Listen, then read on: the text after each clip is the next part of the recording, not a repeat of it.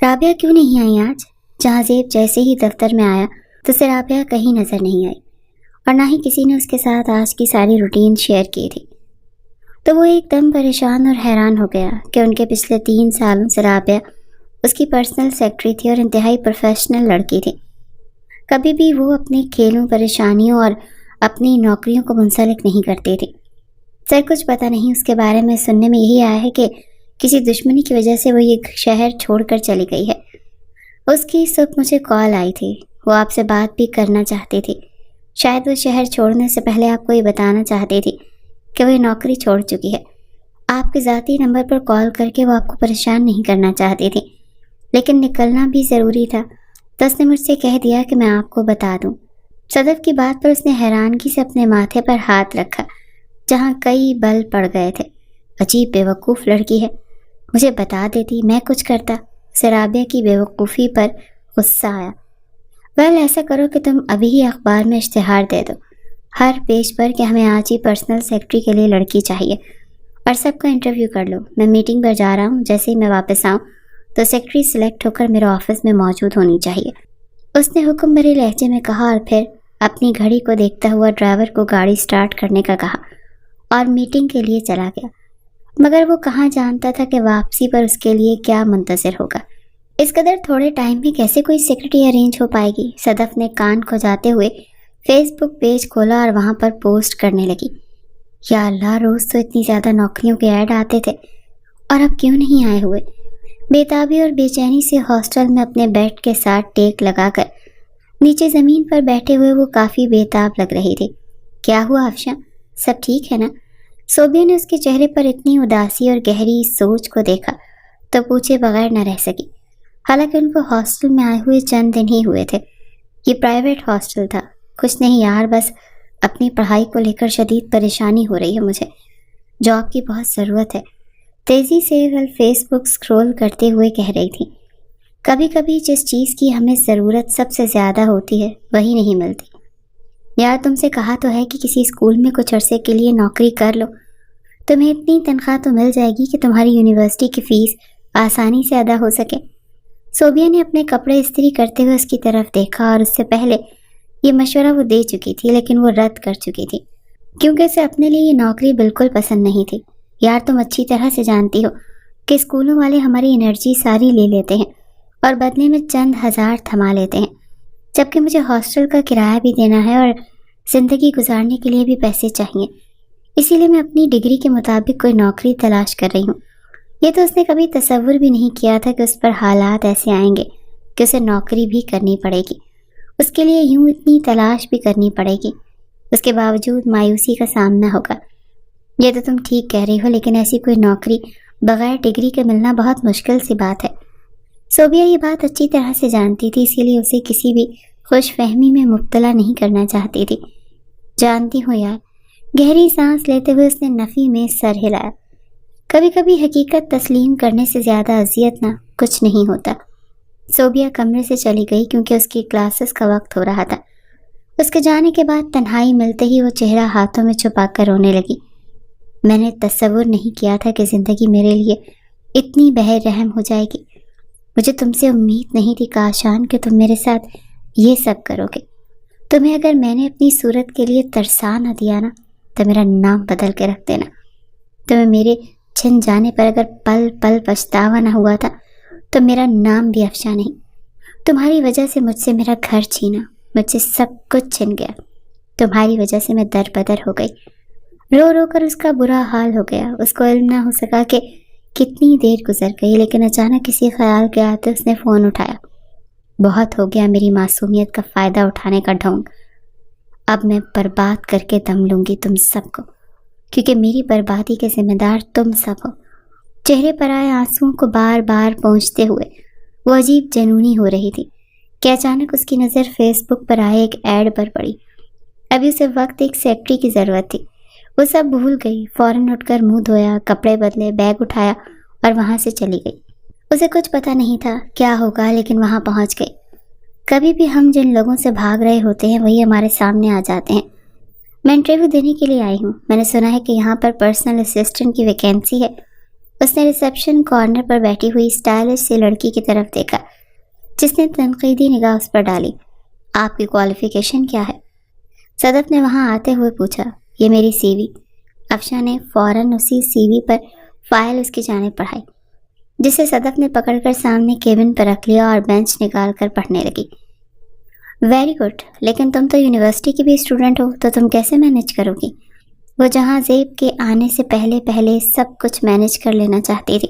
صدف کا تعلق managing department سے تھا اور وہ جہاں زیب پہلے کلاس فیلو تھے اور اس کے بعد وہ یہاں پر آ گئی تھی کیونکہ اسے مینیجنگ ڈپارٹمنٹ میں نوکری کرنی تھی، تو جہاں زیب نے اسے اپنے ہی دفتر میں رکھ لیا تھا۔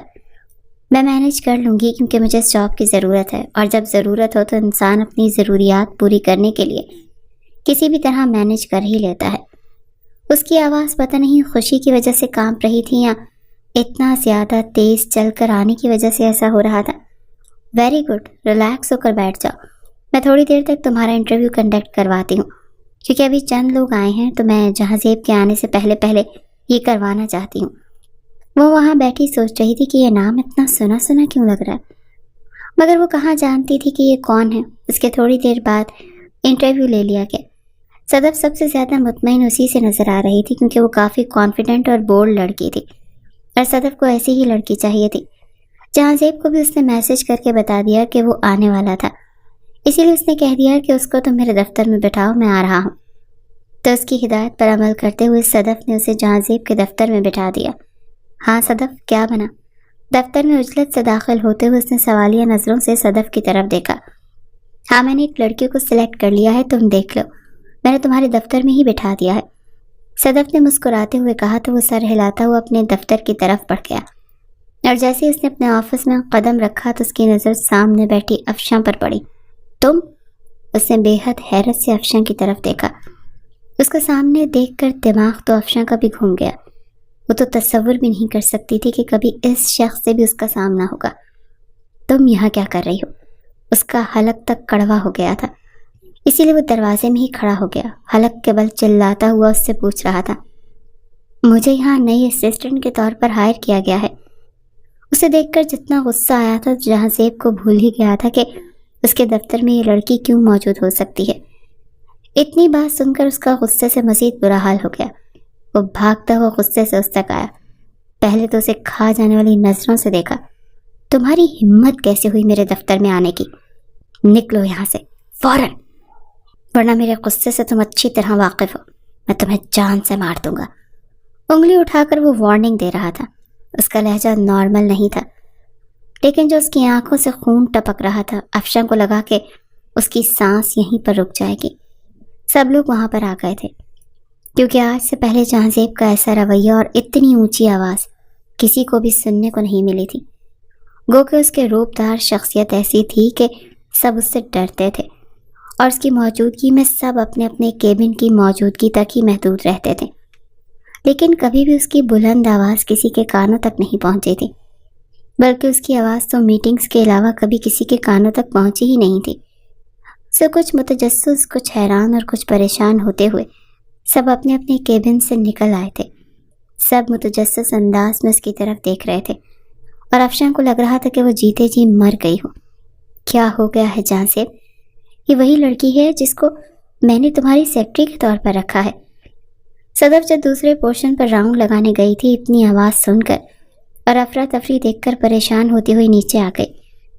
صدف، تم نے اسے ہائر کیا ہے تو اس کو ابھی کے ابھی نکال دو، میں اس کو اب بھی اور اسی وقت نوکری سے سسپینڈ کر رہا ہوں۔ اگر مجھے اگلے 2 منٹ میں دفتر میں نظر آئی تو میں قاتل بھی کہلایا جا سکتا ہوں۔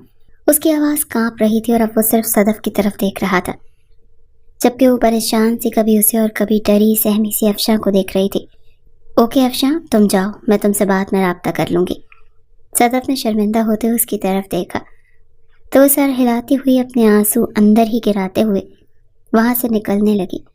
جب جہاں زیب کی آواز اس کے کانوں سے ٹکرائی، تم اس سے رابطہ نہیں کرو گی، ہماری طرف سے کوئی خوش فہمی کی امید مت رکھنا، کوئی اور سیکرٹری ہائر کرو۔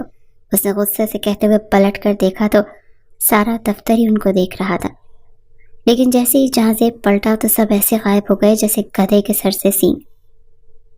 یہ کیا تھا جہاں زیب؟ تم افشاں کو پہلے سے جانتے ہو؟ کیا ہوا ہے؟ تم نے اتنا ڈرامہ کیوں رچایا؟ سب کے جانے کے بعد صدف اس کے پاس آئی۔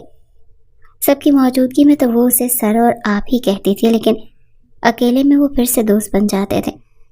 پلیز صدف، ابھی جو میں کوئی بات نہیں کرنا چاہتا۔ اور جس طرح کہہ رہا تھا تو صدف کو اس وقت بات کرنا مناسب بھی نہیں لگا۔ اوکے، میں کافی بھجوا رہی ہوں، وہ پیو اور ریلیکس کرو، اتنا ہائپر ہونے کی ضرورت نہیں ہے۔ صدف وہاں سے چلی گئی اور وہ بھاری بھاری قدم اٹھاتا ہوا اپنے کمرے میں داخل ہوا اور بڑی مشکل سے اپنی کرسی تک پہنچا اور پھر گرنے کسی انداز میں اس پر بیٹھا اور اپنا سر ہاتھوں پر گرا لیا۔ کافی دیر گزر گئی کہ دروازے پر جھٹکا ہوا اور وہ جانتا تھا کہ صدف ہی کافی لے کر آئی ہوگی، اسی لیے اس نے سر نہیں اٹھایا تھا کیونکہ وہ اس وقت صدف کے سوالوں کے جواب نہیں دینا چاہتا تھا۔ صدف نے کافی میز پر اس کے سامنے رکھی۔ چند ثانیہ دیکھا کہ اگر وہ اس کی موجودگی کا نوٹس لے گا تو اس کا مطلب اس کا غصہ اتر چکا ہے، لیکن اگر ایسا نہیں کرے گا تو اس کا مطلب ہے کہ وہ وہاں سے چلی جائے، کہ ابھی وہ بات نہیں کرنا چاہتا۔ میں پس پردہ کہانی سے واقف نہیں ہوں، لیکن جو بھی تھا تم نے اس لڑکی کے ساتھ زیادتی کی ہے، تم نے اچھا نہیں کیا۔ جو بھی معاملہ تھا اس کو اتنا رسوا کیا جاتے ہوئے اس کی آنکھوں سے اذیت ٹپک رہی تھی۔ صدف کو پتہ نہیں کیوں افشاں سے بہت ہمدردی ہو رہی تھی۔ وہ غائبانہ اس سے معذرت بھی کر چکی تھی۔ جہاں زیب نے ایک ایسی نگاہ اس پر ڈالی کہ صدف کچھ کہے بغیر وہاں سے چلی گئی۔ تمہیں لگ رہا ہے کہ میں نے اس کے ساتھ زیادتی کی ہے؟ تم نہیں جانتی کہ اس کے خاندان نے ہمارے ساتھ کیا کیا ہے۔ تم نہیں جانتی کہ اس کی وجہ سے کیا کیا سہنا پڑا۔ تم نہیں جانتی کہ اس کے گھٹیا خاندان کی وجہ سے میں نے اپنے کتنے عزیز اور کتنے اچھے رشتوں کو کھویا ہے۔ اپنی آنکھوں کو مسلسل مسلتے ہوئے وہ اپنی اذیت کو کم کرنا چاہ رہا تھا۔ اتنے سال گزر گئے تھے تو اسے لگ رہا تھا جیسے زخم بھر گئے ہوں گے، لیکن زخم کبھی بھر ہی نہیں سکتے۔ کمرے میں آ کر وہ گرنے کے انداز میں بیڈ پر گری۔ زندگی اسے یہ دن بھی دکھائے گی، اس نے کبھی تصور بھی نہیں کیا تھا۔ وہ پھوٹ پھوٹ کر اذیت سے روئی تھی۔ اسے جاب نہ ملنے سے پہلے لگ رہا تھا کہ اس سے بڑا غم اور کوئی نہیں، مگر اب لگ رہا تھا کہ اس سے بڑی اذیت اسے زندگی میں دوبارہ نہیں مل سکے گی۔ کیا ہوا؟ سب ٹھیک ہے نا؟ صوبیہ کمرے میں آئی تو جب اسے یوں تڑپ کر روتے دیکھا تو پریشانی سے اس کی طرف آئی، لیکن وہ اس کے قابو میں نہیں آ رہی تھی۔ کافی دیر ہونے کے بعد جب وہ تھوڑی سنبھلی تو اس نے پھر سوالیہ نظروں سے دیکھتے ہوئے پوچھا، کیا ہوا ہے یار افشاں؟ پلیز مجھے بتاؤ۔ صوبیہ کا پریشانی سے برا حال ہو رہا تھا۔ جہاں زیب کے دفتر میں گئی تھی آج میں، بہت اذیت سے کہتے ہوئے اس نے نفی میں سر ہلایا۔ آواز آنسوں کی وجہ سے بھیگ رہی تھی اور زیادہ رونے کی وجہ سے بھاری ہو رہی تھی۔ کون جہاں زیب؟ صوبیہ نہ سمجھی سے اس کی طرف دیکھا تو وہ حواس میں آئی کہ صوبیہ کو اس کی زندگی میں آئے ہوئے تھوڑے ہی دن ہوئے تھے، تو اس کی زندگی کے تمام اتار چڑھاؤ سے کیسے واقف ہوگی؟ میری بہن کا شوہر ہے، اتنا وہ بہت مشکل سے بول پائی تھی کہ اسے سب کچھ یاد آ گیا تھا۔ جہاں زیب گھر آیا تو اس نے یہی دعا کی کہ کاش یمن کہیں پر بھی سامنے نہ ہو، کیونکہ اس وقت اس کا سامنا بالکل نہیں کرنا چاہتا تھا۔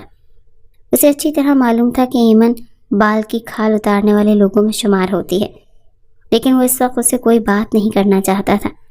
لیکن شاید قسمت کو اس کا سکون بالکل بھی منظور نہیں تھا۔ اسے بیٹھے ہوئے تھوڑی ہی دیر ہوئی تھی کہ سیڑھیوں پر ٹک ٹک کی آواز سنائی دی، اور گھر میں ہیل پہن کر اتنے استحقاق سے چلنے والی عورت صرف ایمن ہی ہو سکتی ہے، جو کہ اس کی بیوی بھی کہلائی جاتی تھی۔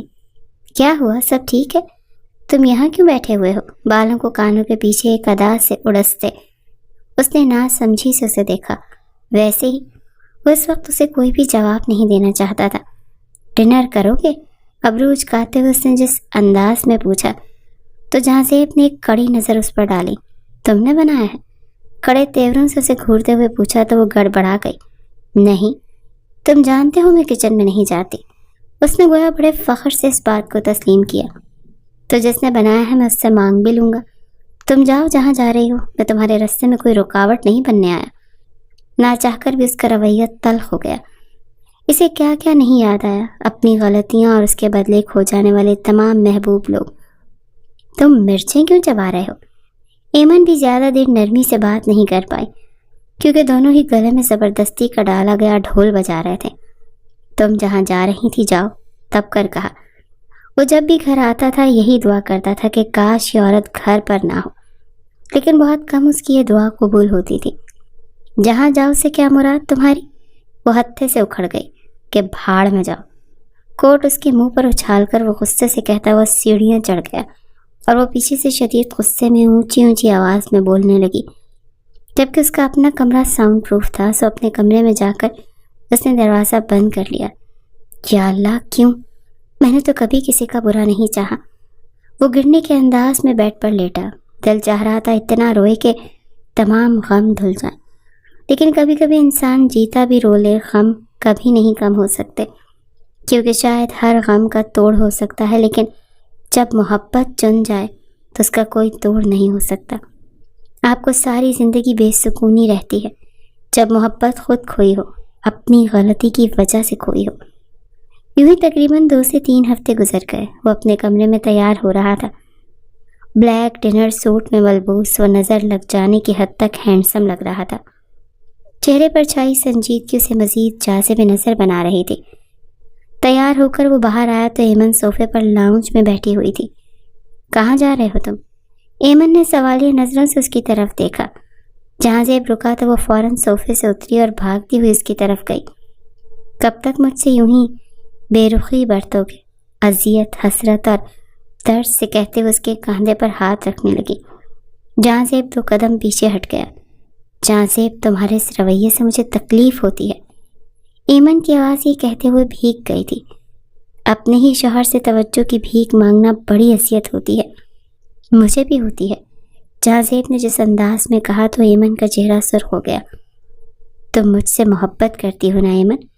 ابرو اچکا کر وہ اس سے یوں پوچھ رہا تھا کہ جیسے اسے اس پر یقین ہی نہ ہو، جبکہ ایمن نے پہلے حیرانی سے اس کے سوال پر اسے دیکھا۔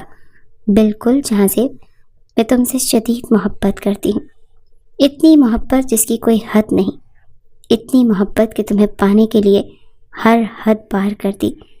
ایمن نے اپنی آنکھوں کی نمی کو پیچھے دھکیلتے ہوئے اسے دیکھا کہ یہ ہینڈسم مرد بے شک اس سے ناراض تھا، لیکن اس کا شوہر تھا، ایک نہ ایک دن مان ہی جائے گا۔ آخر کتنا عرصہ اس سے دور رہ سکتا ہے؟ تو میرے قریب مت آیا کرو، میری طرف مت دیکھا کرو، شعلہ باز نظروں سے اسے دیکھتے ہوئے وہ کہہ رہا تھا، اور ایمن کا منہ کھلے کا کھلا رہ گیا۔ میں تمہاری بیوی ہوں، یہ کیا کہہ رہے ہو تم؟ کھا جانے والی نظروں سے اسے دیکھتے ہوئے وہ بس اتنا ہی صبر کر پائی تھی۔ تم میرے قریب آنے کی کوشش کرتی ہو تو سچ میں مجھے بہت تکلیف ہوتی ہے، مجھ سے دور رہا کرو۔ تم چاہے سونے کی بھی بن کر آ جاؤ، میری نظروں کو نہیں بھا سکتی۔ اتنا کہہ کر وہ اس کے پاس سے گزرتا ہوا باہر چلا گیا۔ وہ اس وقت کسی آفیشیل ڈنر کے لیے جا رہا تھا۔ میں تمہیں پا کر ہی دم لوں گی۔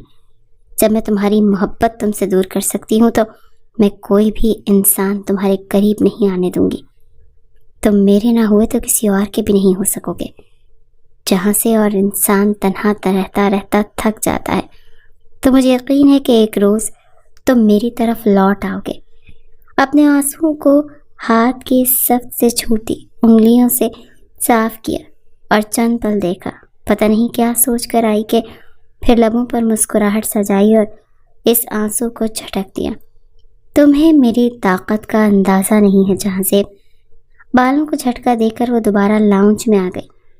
یہاں پر کافی بزنس مین اکٹھے ہوئے تھے، کچھ لوگ اپنی پریزنٹیشن دے رہے تھے اور کچھ ویسے ہی سیکھنے کے لیے یہاں پر آئے تھے، کیونکہ ملک بھر کے تمام سینئرز بزنس مین یہاں پر آئے ہوئے تھے۔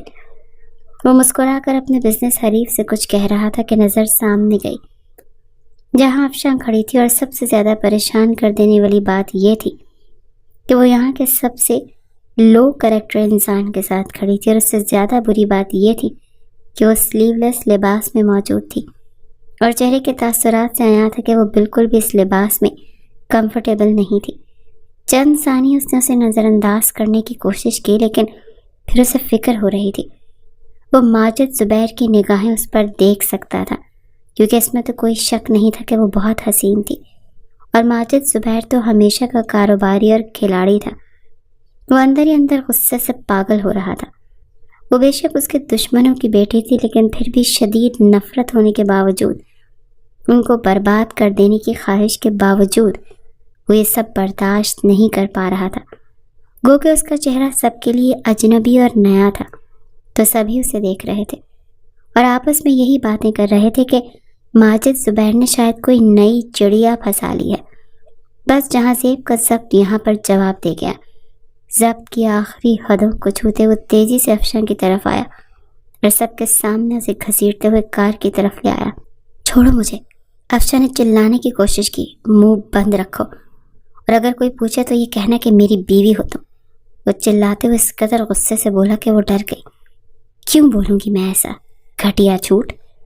لیکن پھر بھی اس نے اپنی ہمت کو مرنے نہیں دیا تھا، کیونکہ وہ اس دن والی تذلیل نہیں بھولی تھی، کیونکہ جس ماجد زبیر کے ساتھ تم کھڑی تھی اس سے گھٹیا انسان تم زندگی میں نہیں دیکھ سکتی۔ وہ چلایا تھا، لیکن بس نہیں چل رہا تھا کہ وہ اسے ایک تھپڑ رسید کر دے۔ یہ بھی جانتا تھا کہ سب ان کی طرف ہی آ رہے تھے۔ میں اس ماجد سر کے پاس نوکری کرتی ہوں۔ اتنی بات سن کر اس کے تو حواس ہی جواب دے گئے، لیکن اس وقت اس پر غصہ کرنے کا وقت نہیں تھا۔ میں لاکھ برا سہی، لاکھ تمہارے دشمنوں کا بیٹا سہی، لیکن تمہاری عزت کا سودا نہیں کروں گا۔ جبکہ ماجد زبیر وہ ایک ایسا کاروباری کھلاڑی ہے کہ کل تمہیں بیچ دے گا۔ وہ آج تمہیں اس لیے اس پارٹی میں لے کر آیا ہے۔ مجھے اتنا بھی یقین ہے کہ اس روز دفتر میں ہونے والے ہنگامے کے بعد اس کے وہاں پر موجود کسی جاسوس نے اسے اطلاع دی ہوگی، اور اسی نے تمہیں اس لیے ہائر کیا ہوگا کہ میرے متعلق خبریں لے سکے، کیونکہ وہ میرا حریف ہے۔ اور بعد میں اس نے سوچا ہوگا کہ خبر تو کوئی مل نہیں پائی کام کی، تو بہتر ہے کہ تمہارا ہی سودا کر لے۔ اتنی باتیں ایک ساتھ سن کر افشاں کو تو دماغ ہی گھوم گیا تھا۔ اسے یقین تھا کہ جہاں زیب جھوٹ نہیں بول سکتا، لیکن وہ ساری باتیں بھی تو نہیں بھول سکتی۔ وہ آ رہے ہیں، تم کار میں بیٹھو، اسے تحکم بھرے لہجے میں کہہ کر وہ دروازہ کھول گیا، اور پیچھے ماجد زبیر کو اتنے شدید غصے میں دیکھ کر وہ واقعی ڈر گئی تھی اور بیٹھ گئی۔ کیوں اسے گاڑی میں رکھا ہے؟ وہ میری پرسنل اسسٹنٹ ہے۔ ماجد زبیر آتے ہوئے غصے سے پاگل ہو رہا تھا۔ بہت سے کیمرے ان پر تھے، وہ جانتا تھا کہ اس کا کچھ بھی کہنا بہت بڑا مسئلہ کھڑا کر دے گا، لیکن اب اسے کسی کی بھی کوئی پرواہ نہیں تھی۔ گاڑی کی طرف مت جانا، اگر اس لڑکی کی ایک ذرا پکچر بھی وائرل ہوئی تو مجھ سے برا اور کوئی نہیں ہوگا۔ اس نے کیمرہ مین کو دھمکی دی اور پھر ماجد زبیر کی طرف بڑھا۔ بیوی ہے وہ میری، اس نے جس قدر پر اعتمادی سے کہا تو سب بھی یہ خبر بجلی بن کر برسی۔ تمہاری بیوی کو ہم سب جانتے ہیں، ماجد زبیر غصے سے پاگل ہوتے ہوئے کہہ رہا تھا۔ یہ میری دوسری بیوی ہے، اس نے پر اعتمادی سے جواب دے دیا۔ یہ بکواس کر رہا ہے، وہ میری پرسنل سیکرٹری ہے، یہ اس کو اغوا کر کے لے کر جا رہا ہے۔ وہ غصے سے پاگل ہو رہا تھا، کیونکہ اس نے تو واقعی میں اس کا سودا کر دیا ہوا تھا۔ اغوا کوئی کسی کو ڈنکے کی چوٹ پر نہیں کرتا، وہ آرام سے اندر بیٹھی ہے، جس کا یہی مطلب ہے تمہیں ایکسپوز کرنے کے لیے ہم نے یہ ڈرامہ رچایا تھا۔ اپنا منہ بند رکھ لینا، ورنہ یاد رکھنا تمہارے لیے بہت مشکل ہو جائے گی، کیونکہ تمہارے ایک ایک پل کی ریکارڈنگ اس کے پاس آ چکی ہے۔ اتنا کہہ کر وہ پلٹا اور گاڑی میں جا بیٹھا۔ گاڑی ریورس کر کے اس نے فون اٹھایا کہ وہ صدف کو کال کر سکے۔ اتنی دیر میں اس کے فون پر ایمن کی کال آنے لگی۔ وہ اچھی طرح سے جانتا تھا کہ وہ یہ خبریں دیکھ چکی ہوگی، کیونکہ سب نے ہی سوشل میڈیا پر لگا دیا ہوگا، اور اس طرح کی چیزیں جلدی وائرل ہو جاتی ہیں۔ تو ایمن تو ہر وقت یہی کچھ دیکھتی رہتی تھی، تو وہ کیسے محروم رہ جاتی، اور اندر ہی اسے کہیں ایک کمینی سی خوشی ہوئی تھی کہ ایمن کی زندگی تو کم از کم اس نے حرام کر ہی دی، اس سے گویا بدلہ لے لیا تھا۔ تم نے جو دیکھا یا سنا ہے بالکل سچ سنا ہے، اب مجھے کال مت کرنا، میں مصروف ہوں۔ اتنا کہہ کر اس نے کال کاٹ دی، جبکہ دوسری طرف افشاں کافی پریشان بیٹھی ہوئی تھی۔ وہ صدف کا نمبر ملانے لگا۔ یہ سب کیا تھا؟ کون تھی وہ لڑکی؟ صدف بھی کافی پریشان لگ رہی تھی، سو کال پک کرتے ہوئے ہی کہا، میں تمہارے فلیٹ پر اسے لے کر آ رہا ہوں، اور وہاں پر ہی آ کر سب کچھ تمہیں بتاتا ہوں۔ تو اس نے کال کاٹ دی۔ مجھے میرے ہاسٹل ڈراپ کر دیں۔ افشاں نے اس کی طرف دیکھا تو اس نے کھا جانے والی نظروں سے اسے دیکھا۔ تم چپ کر کے بیٹھی رہو، تمہیں کیا لگتا ہے کہ ماجد زبیر تمہیں زندہ چھوڑ دے گا؟ وہ ایک انتہائی گھٹیا انسان ہے، اور تم پچھلے 2 ہفتوں سے اس کے ساتھ کام کر رہی ہو، تو وہ تمہیں زندہ نہیں چھوڑے گا۔ تم سوچ بھی نہیں سکتی کہ وہ کس طرح کا انسان ہے، اور میں چاہتا ہوں تم سے اپنی خاندانی دشمنی کا بدلہ لے سکتا ہے کہ تمہارے خاندان والے ساری زندگی یاد رکھتے، لیکن بس کوئی ایک شخص ہے جس کے لیے میں یہ سب نہیں کر پایا۔ تمہارے ساتھ اچھائی بھی اس کے لیے ہی کر رہا ہوں۔ وہ جس قدر پریشان لگ رہا تھا مگر اس کی طرف دیکھتے ہوئے ٹھنڈے ٹھار لہجے میں کہا تو افشاں کچھ بھی نہیں کہہ پائی۔ ماجد زبیر کی نگرانی میں نوکری کرتے ہوئے اسے اتنا اندازہ تو تھا کہ وہ واقعی اچھا انسان نہیں تھا، لیکن اسے اس وقت نوکری کی شدید ضرورت تھی، تو اس لیے اس نے اس کے ہر رویے کو نظر انداز کر دیا تھا۔ جبکہ جتنا پریشان جہازیب لگ رہا تھا تو اسے اپنی غلطی کا اندازہ ہو رہا تھا۔ تھوڑی ہی دیر میں گاڑی جھٹکے سے رکی۔ یہ ایک بلڈنگ تھی جس میں تقریباً 20-25 کے قریب فلیٹ تھے۔ اترو۔ خود گاڑی سے اترتے اس نے افشاں سے بھی کہا اور پھر وہ اس کے ہمراہی میں ہی ایک لفٹ پر چڑھتی ہوئی ایک فلیٹ کے باہر کھڑی تھی۔ وہ سمجھ رہا تھا وہ بس اس کی مدد کرے گا اور قصہ تمام ہو جائے گا، جبکہ حقیقت اسے بہت مختلف ہونے والی تھی۔ ابھی اس نے ایک بیل ہی دی تھی کہ دروازہ فوراً صدف نے کھول دیا، گویا وہ ان لوگوں کی منتظر ہی بیٹھی ہوئی تھی۔ یہ سب کیا کیا تم نے؟ تمہاری بیوی کی کوئی 1000 کالز مجھے آ چکی ہیں، میں نے پک نہیں کی۔ مجھے کچھ بتاؤ گے کہ تم کیسے سکون سے یہاں پر بیٹھ گئے ہو، سب کا سکون برباد کر کے؟ وہ جب اس کے فلیٹ پر آ کر تسلی سے اس کے صوفے پر بیٹھ گیا تو صدف نے کھا جانے والی نظروں سے اسے دیکھتے ہوئے پوچھا، اگر اب اس کی کال آئے تو کہہ دینا کہ ہاں کر لی ہے میں نے شادی۔ افشاں ایک طرف کھڑی تھی اور اس کے بعد تو جہازیب نے اس پر ایک نگاہ تک نہیں ڈالی۔ تم تو بیٹھ جاؤ، اس نے افشاں سے کہا اور پھر ایک دم چونک کر اس کی طرف دیکھا۔ یہ تو افشاں ہے، وہ اس کو میں نے اس دن تمہاری سیکرٹری رکھا تھا۔ اس دن وہ شاید اتنا تیار نہیں ہوئی تھی، اسی وجہ سے اس کو پہچاننے میں صدف کو چند لمحے لگ گئے، اور اب وہ ان دونوں کو دیکھ رہی تھی۔ وہی ہے، اس کو کوئی کمرہ دکھاؤ تھوڑی دیر کے لیے جہاں یہ بیٹھ جائے یا سو جائے۔ واٹ ایور، اس کی مرضی، جو مرضی کرے، پھر میں تمہیں ساری بات بتاتا ہوں، اس نے صدف سے کہا تو صدف سر ہلاتی ہوئی اسے کمرے میں لے گئی اور ریسٹ کرنے کو کہا۔ لیکن افشاں کی تو نیند برباد ہو چکی تھی، کم از کم اسے اس چیز کی اب تسلی تھی کہ وہ محفوظ جگہ پر تھی۔ کون ہے یہ؟ مجھے سب کچھ بتاؤ، تم اتنا الجھا کیوں رہے ہو؟ صدف کو اب اس کی اس قدر اطمینان پر شدید غصہ آ رہا تھا۔ بتاتا ہوں یار، صبر کرو، میرے دشمنوں کی بیٹی ہے۔ اس کی آواز اندر افشاں تک گئی تو اس نے بھی آنکھیں بند کر لی۔ مطلب؟ صدف کے چہرے پر واضح الجھن دکھائی دے رہی تھی۔ میرے دشمنوں کی بیٹی ہے، ہمارے خاندانی دشمنوں کی بیٹی۔ اس نے گہرا سانس ہوا کے سپرد کرتے آنکھیں بند کی۔ رملہ ابرار، یاد ہے؟ اس نے سوالیہ نظروں سے صدف کی طرف دیکھا تو صدف کو لگا کہ کسی نے اس کے دل میں خنجر کھبو دیا۔ رملہ، اس کو کون بھول سکتا ہے؟ رملہ میری جان، میری بیسٹ فرینڈ۔ اس کی آنکھوں سے ایک دم آنسو بہنے لگے۔ چند سال قبل یونیورسٹی کا حسین دور تھا۔ صدف، رملہ، عمیر اور جہازیب، ان چاروں کا گروپ تھا۔ چاروں فرسٹ سیمسٹر سے لے کر لاسٹ سیمسٹر تک اکٹھے آ گئے۔ باقی سب کے درمیان دوستی ہی رہی، لیکن پتہ نہیں کب رملہ ابرار اور جہازیب خان کے درمیان شدید محبت نے اپنی جگہ بنا لی۔ دوستی گویا اب بہت پیچھے رہ گئی۔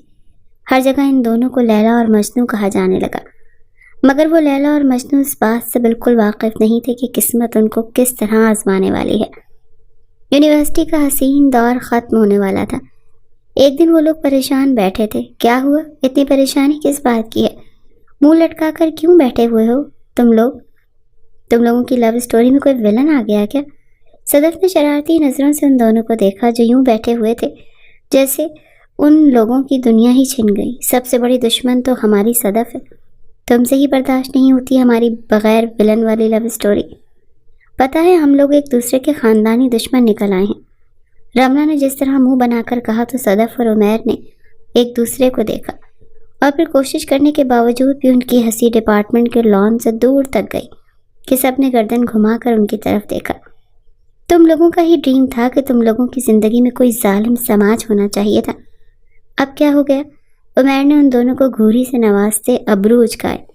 یار تم لوگ مذاق سمجھ رہے ہو، لیکن ہمارے خاندان والے ایک دوسرے کے خون کے پیاسے ہیں۔ یہ دشمنی جدی پشتی چل رہی ہے اور اس کے بارے میں ہم لوگوں کو چند دن پہلے پتہ چلا۔ پہلے شک تھا لیکن اب یقین ہو گیا، تو ہماری شادی کسی صورت نہیں ہو سکے گی۔ وہ دونوں کافی پریشان لگ رہے تھے تو صدف اور عمیر بھی ایک دم سیریس ہو گئے۔ یار ایسا کیسے ہو سکتا ہے؟ تم لوگ اپنے گھر میں بات کرنا، تم لوگ پڑھے لکھے ہو، تو ان لوگوں کو سمجھاؤ کہ اس دشمنی میں کچھ نہیں رکھا، سو تم لوگوں کی بات سن لی جائے گی۔ عمیر نے اپنی طرف سے گویا بڑی ہی سمجھداری کا مظاہرہ کیا تھا۔ اور رملہ اور جہازیب نے ایک دوسرے کو ایسے دیکھا گویا عمیر کا سر پھوڑنے کو دل چاہ رہا تھا۔ اس نے اس قدر 2 نمبر مشورہ دیا تھا، ایسا نہیں ہو سکتا۔ اس کے بعد دونوں نے اپنے تئیں اپنے اپنے گھر بات کرنے کی کوشش کی، لیکن ایک دوسرے کی دشمنی خاندان کے خون میں اس طرح سے تھی گویا سارے قیمتی رشتے بے شک کھو دیے جائیں مگر اس دشمنی کو نہیں جانا چاہیے، کیونکہ جو بھی پہلے صلح کے لیے کہے گا اس کو کمزور مانا جائے گا، اور یہاں پر کوئی بھی خود کو کمزور ثابت کرنے کے لیے راضی نہیں تھا۔ 2 ہفتے گزر چکے تھے کہ جہازیب نے جو فیصلہ کیا، پہلے رملہ اس کے لیے بالکل راضی نہیں تھی، لیکن پھر صدف اور عمیر نے بھی اسے سمجھایا کہ یہی فیصلہ ٹھیک ہے۔ دیکھو، تم لوگوں کی محبت کی داستان میں جانتا ہوں اور شاید کہتا کہ یہ غلط ہے، لیکن میں جانتا ہوں کہ تم لوگ ایک دوسرے کے بغیر نہیں رہ سکتے۔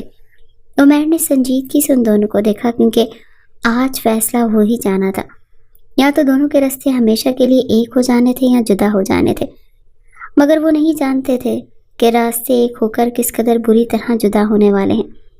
مجھے نکاح کرنے پر اعتراض نہیں، لیکن مجھے ڈر یہ لگ رہا ہے کہ اگر گھر والے سب کے باوجود نہ مانے تو ہم لوگ کیا کریں گے۔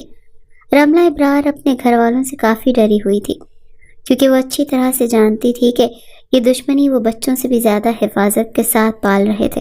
رملہ یار، تم منفی کیوں سوچ رہی ہو سکتا ہے ہماری محبت اسی لیے درمیان میں آئی ہو کہ یہ دشمن محبت میں بدل سکیں۔ جہازیب بہت زیادہ پر یقین ہو رہا تھا۔ دیکھو جہازیب بالکل سچ کہہ رہا ہے، اتنے بڑے شہر میں تم اسی یونیورسٹی میں آئی، اور اتنے زیادہ ڈپارٹمنٹ چھوڑ کر تم اسی ڈپارٹمنٹ میں آئی، اور پھر تمہارا گروپ بھی جہازیب کے ساتھ بنا، تو تمہیں کیا لگتا ہے یہ سب یوں ہی ہو گیا ہے؟ جہازیب بالکل ٹھیک کہہ رہا ہے، مجھے تو یقین ہے کہ تم لوگوں کے درمیان محبت اسی لیے آئی ہے تاکہ اس خاندانی دشمنی کو ختم کیا جا سکے۔ صدف نے بھی پورے یقین سے کہا تو رملہ چند ثانیے ان لوگوں کو دیکھتی رہی۔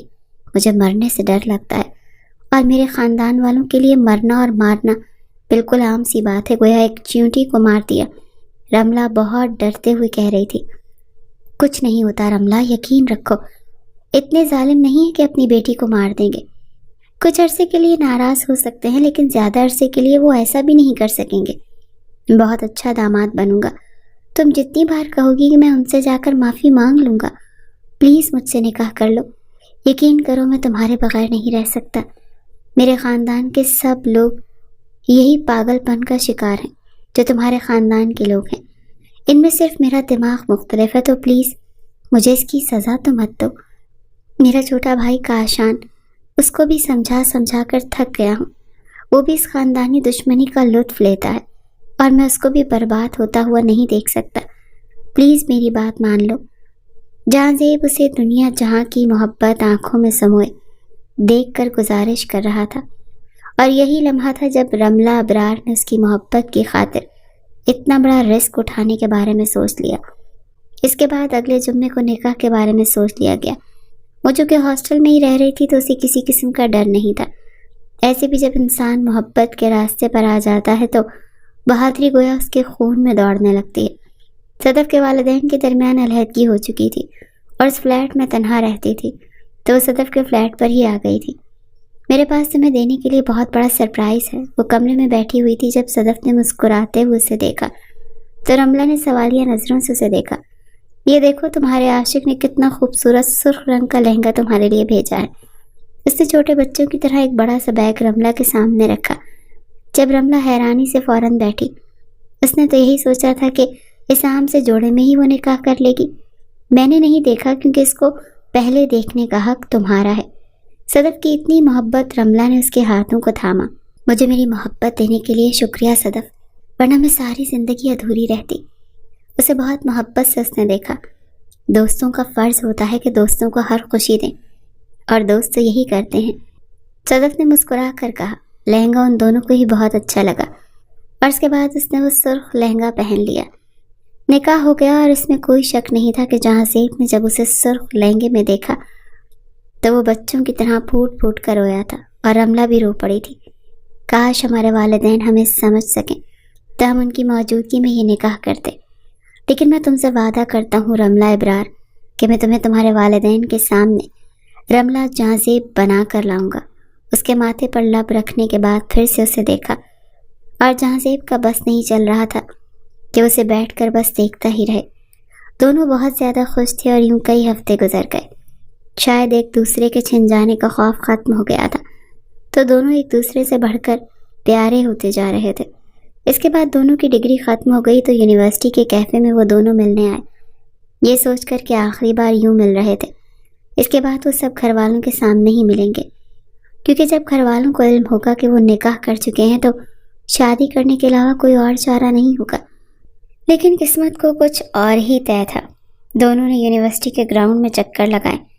پتہ نہیں کیوں جدا ہونے سے پہلے دونوں کو لگ رہا تھا کہ اس کے بعد وہ کبھی نہیں مل سکیں گے، اسی لیے الوداع کہنے کے بعد وہ دونوں بھاگتے ہوئے ایک دوسرے کی طرف آئے اور ایک دوسرے کو گلے لگا لیا۔ جہاں سے مجھے ڈر لگ رہا ہے، یوں لگ رہا ہے میں تم سے دوبارہ کبھی نہیں مل پاؤں گی۔ اس کے ہاتھ پکڑتے ہوئے رملہ بہت خوفزدہ لگ رہی تھی۔ کچھ نہیں ہوگا رملہ، ڈر لگ رہا ہے تو تم بھول گئی ہو ڈیو کا وہ مشہور ڈائلاگ۔ ویسے تو تمہاری ڈیو فیوریٹ ہے کہ ڈر کے آگے جیت ہے۔ وہ اندر ہی اندر ڈر رہا تھا، لیکن وہ اسے ڈرا کر بھیجنا نہیں چاہتا تھا، اسی لیے شرارتی انداز میں کہا تو رملہ ہنس پڑی۔ جہاں زیب نے بہت محبت سے اس کی ہنسی کو دیکھا۔ اس کے بعد ایک دوسرے کے ہاتھ کو مضبوطی سے تھامنے کے بعد وہ دونوں جدا ہو گئے، کبھی نہ ملنے کے لیے، جو کہ یہ نہیں جانتے تھے۔ چند دن ہو گئے تھے کہ دونوں اپنے اپنے گھر چلے گئے تھے، کیونکہ ڈگری مکمل ہو گئی تھی۔ پھر ایک روز طے کر کے دونوں نے اپنے اپنے والدین کو بتا دیا کہ وہ نکاح کر چکے ہیں۔ اس میں کوئی شک نہیں تھا کہ دونوں طرف بم برسا تھا۔ شاید نکاح کرنے پر اتنا اعتراض نہ ہوتا جتنا اعتراض اس بات پر کیا گیا تھا کہ دشمنوں کے بیٹے اور بیٹی سے نکاح کر لیا۔ دونوں پر دباؤ ڈالا گیا کہ طلاق لے لیں، مگر دونوں نے ایسا نہ کرنے کا وعدہ کر لیا۔ رملہ کے بابا کو دشمنی ہر چیز سے زیادہ عزیز تھی، اور انہوں نے اسے دھمکی دی اور کہا کہ وہ اسے جان سے مار دیں گے اگر اس نے ابھی اور اسی وقت جہازیب کو فون کر کے یہ نہ کہا کہ اسے طلاق دے۔ رملہ اس بات کے لیے بالکل راضی نہیں تھی، لیکن پھر بھی انہوں نے جہازیب کو فون ملایا اور اسے اپنی حویلی آنے کو کہا۔ جہازیب فوراً وہاں پر آ گیا۔ رملہ نے اسے وہاں سے جانے کو کہہ دیا کیونکہ اسے ڈر تھا کہ وہ اسے مار دیں گے۔ پھر رملہ کے بابا نے اسے دھمکی دی کہ اگر اس نے ابھی اور اسی وقت رملہ کو طلاق نہ دی تو وہ اسے مار دیں گے۔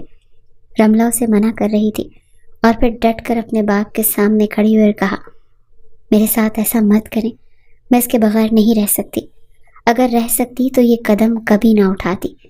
لیکن بابا نے نہ سنا اور جہازیب سے کہا، میں خدا کی قسم کھا کر کہہ رہا ہوں، اگر تم نے میری بیٹی کو طلاق نہ دی تو یقین کرو میں اسے بھی مار دوں گا۔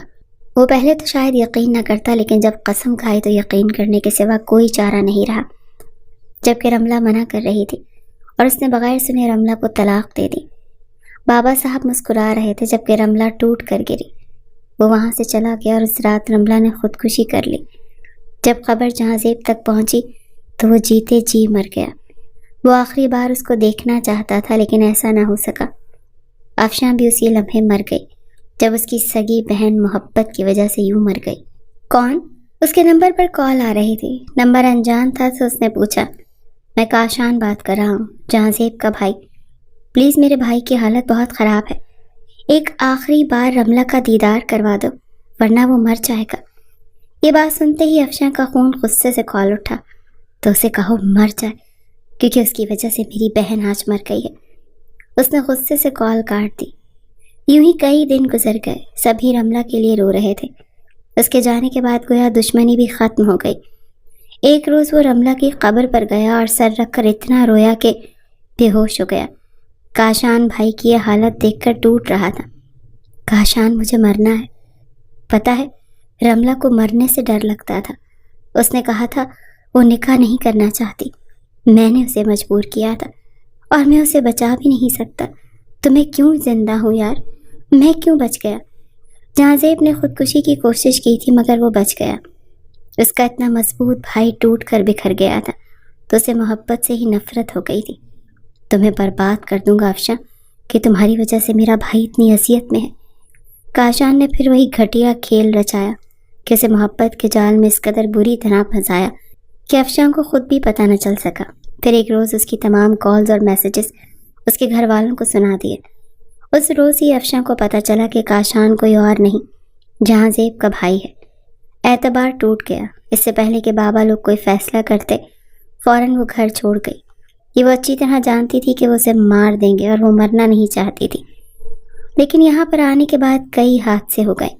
وہ خود بھی حیران رہ گئی۔ وہ رو رہی تھی جب وہ کمرے میں آیا۔ ہمیں نکاح کرنا ہوگا۔ کمرے میں آ کر جہاں زیب نے اس پر بم پھوڑا۔ لیکن کیوں؟ آپ پہلی جنگ بھول گئے ہیں؟ وہ تڑپ کر کھڑی ہو گئی۔ کیونکہ ماجد زبیر نے یہ دعویٰ کیا ہے کہ تم اس کی بیوی ہو۔ اس نے تم سے کوئی سگنیچر لیے تھے؟ اس کو اس نے بتا ہی نہیں کیسے نکاح پیپر لگوا دیے ہیں، اور ہمیں اس سے پہلے نکاح کرنا ہے، اس کے سوا اور کوئی حل نہیں۔ وہ ایسا نہیں کرنا چاہتی تھی لیکن اس نے کر لیا۔ کبھی کبھی قسمت بھی ہمیں کس طرح سے آزماتی ہے، توڑ کے رکھ دیتی ہے۔ اس نے اسے سب کچھ سچ بتا دیا تھا، لیکن یہ نہیں بتایا تھا کہ اسے دھوکہ دینے والا لڑکا کاشان تھا۔ بس یہی بتایا تھا کہ وہ دوبارہ اپنی فیملی میں نہیں جانا چاہتی۔ پہلے سے جہاں زیب پر غصہ تھا، لیکن جب اسے رملہ کے لیے روتے دیکھا تو سب کچھ بھول گئی۔ میں تم پر کسی قسم کی کوئی زبردستی نہیں کروں گا، وہ یہ کہہ کر چلا گیا اور ان دونوں کا خاموشی سے نکاح ہو گیا۔ صدف رو رہی تھی اور اس کے بعد اس نے اسے گلے لگا لیا۔ سب کچھ ہو گیا۔ وہ گھر گیا تو سب خاندان والے آئے ہوئے تھے، اور اب اسے کسی کی پرواہ نہیں تھی، کیونکہ رملہ کو کھونے کے بعد کسی کو کھونے کا خوف ہی باقی نہیں رہا۔ ہم کوئی زیادتی ایمن کے ساتھ نہیں ہونے دیں گے، اور جو زیادتیاں ایمن نے میرے ساتھ کی ہیں، وہ غصے سے چلایا۔ کون سی زیادتیاں؟ بابا نے حیرانی سے کہا۔ اس نے ہمیشہ میرے ساتھ محبت کا کھیل رچایا، لیکن یہ مجھ سے پہلے اپنے کلاس فیلو سے نکاح کر چکی تھی۔ وہ باہر جا چکا ہے اور اسے لے جانا افورڈ نہیں کر سکتا، تو یہ یہاں پر باہر جانے کے لیے پیسہ اکٹھا کر رہی ہے۔ اس کو لگ رہا ہے مجھے کچھ نہیں پتا۔ اس گھٹیا عورت کا میرے ساتھ نکاح نہیں ہوا۔ میں اتنا فرسٹریٹڈ تھا کہ میں آپ لوگوں کو بتا نہیں سکا، اور اس کی سب سے بڑی وجہ یہ تھی کہ میں اس کو برباد کرنا چاہتا تھا۔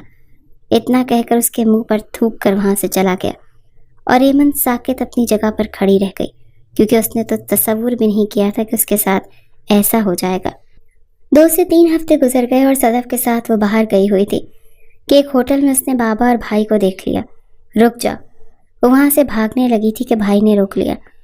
تم اگر کاشان سے محبت کرتی تھی تو ہمیں بتا دیتی، ہم تمہاری شادی اس سے کر دیتے۔ تم بغیر بتائے گھر کیوں چھوڑ کر آ گئی؟ پھر رملہ کو کھونے کے بعد ہم تمہیں نہیں کھو سکتے تھے۔ افشاں، اس کا بھائی جو کہ سب سے زیادہ ضدی تھا، وہ یہ بات کہہ رہا تھا۔ میں اس سے بھی زیادہ بڑی غلطی کر چکی ہوں۔ اس نے روتے ہوئے اس کو سب کچھ بتا دیا۔ وہ جہاں زیب سے نکاح کر چکی ہے۔ اور کیوں کرنا پڑا؟ انہوں نے جہاں زیب کو فون کیا۔ سب سے پہلے تو اس سے معافی مانگی۔ جہاں زیب ان کو معاف کرنے کے علاوہ کر بھی کہہ سکتا تھا۔ اس کے بعد انہوں نے کہا کہ اگر تم چاہو تو اس کو رکھ لو، اور اگر تم چاہو تو طلاق دے دو۔ اس نے جب حقیقت جاننے کے کاشان نے محبت کا ڈرامہ رچایا تھا تو اسے دکھ ہوا، پھر اس نے تنہائی میں بات کرنی چاہی، اس سے پہلے کہ افشاں کو کاشان کا فون آ گیا۔ افشاں، شکر ہے تم واپس آ گئی یار، میں تم سے سچ میں محبت کرتا تھا، مجھے معاف کر دو۔ وقت گزر گیا اور میں تم سے نفرت کرتی ہوں۔ جہاں زیب سے نکاح ہو چکا ہے میرا۔ اس نے کال کاٹ دی اور کاشان کو لگا کہ اس کی تمام غلطیوں کی اسے سزا مل گئی ہو۔ وہ بچوں کی طرح رونے لگا۔ کبھی کبھی ہم اپنے ساتھ خود زیادتی کرتے ہیں۔ میں آپ کے ساتھ رہنا چاہتی ہوں۔ میں نے آپ کو پہلے کبھی نہیں دیکھا تھا، صرف پہلی بار اس روز دیکھا تو نفرت ہو گئی تھی، لیکن مجھے نہیں پتا کہ مجھے کیسے آپ سے محبت ہو گئی۔ میری ذات چور چور ہو گئی ہے۔ مجھے نہیں رہنا جہاں زیب آپ کے بغیر۔ اسے خود نہیں پتا تھا کہ وہ یہ سب کیسے کہہ رہی تھی۔ وہ آگے بڑھا اور اس کے دونوں ہاتھوں کو تھاما۔ میں بھی بہت تھک گیا ہوں، میں بھی تمہارے بغیر رہنا نہیں چاہتا، مجھے سمیٹ لو یار۔ اس کے ہاتھوں پر اپنا چہرہ رکھ کر وہ رونے لگا اور اس کے سر پر اپنا ماتھا رکھ دیا۔ آج سے نہیں روئیں گے۔ میں جانتی ہوں کہ آپ ٹوٹ کر بکھر چکے ہیں، لیکن یقین کریں میری محبت آپ کو پھر سے جوڑ دے گی۔ اس پر کہانی بدل گئی تھی۔ اس بار صنف نازک مضبوط بن گئی تھی، اور وہی اس کی ڈھال بن گئی تھی۔ دنیا کی نظر میں سب سے زیادہ مضبوط نظر آنے والا شخص اس کے سامنے بکھر گیا، اور افشاں نے اسے سنبھال لیا۔ محبت کی نئی داستان رقم ہو گئی۔ تقدیر نے مسکرا کر ان کو دیکھا کہ کس قدر عجیب انداز میں وہ لوگ ملے، کتنے رشتے بنے اور کتنے ٹوٹے، اور پھر وہ ملے۔ یقیناً اس سے خاص رشتہ نہیں ہو سکتا تھا۔